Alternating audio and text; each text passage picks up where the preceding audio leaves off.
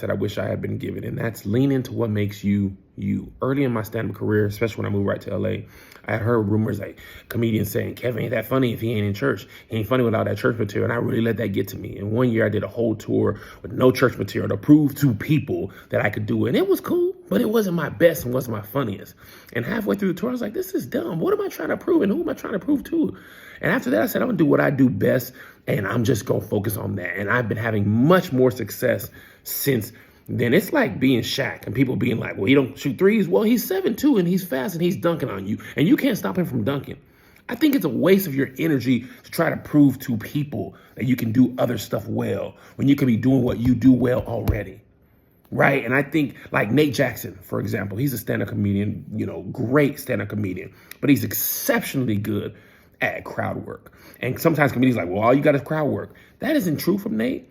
And it doesn't matter because crowd work and them TikTok clips got him to be touring all over the United States and selling out theaters.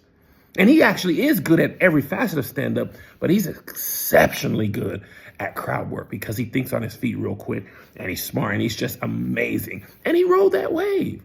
And it's part of the reason why the first TV show I sold is called Church Eat, because that is what I know. Don't let people derail you from what you do well. Don't waste your energy trying to go left when you better at your right. If they can't stop you doing what you do well, then what you worried about? Do it.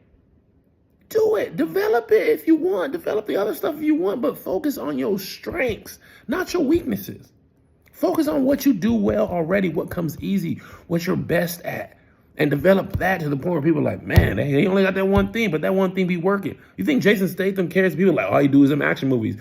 I think he is having a good time doing that same type of movie, that same type of role.